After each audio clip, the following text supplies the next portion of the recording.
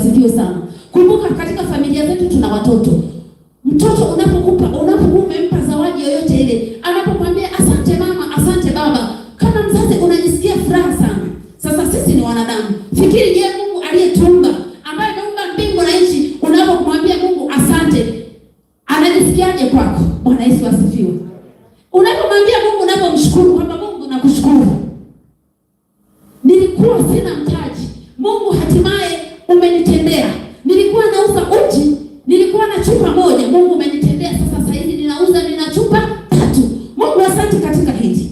Halafu pia ukachukua na sadaka yako ile ya biashara yako, ukaenda nayo madhabahuni pake, ukamwambia Mungu ninakushukuru. Kumbuka kwamba wewe hutakuwa hapo ulipo. Hautaishia chupa hizo 3 kesho.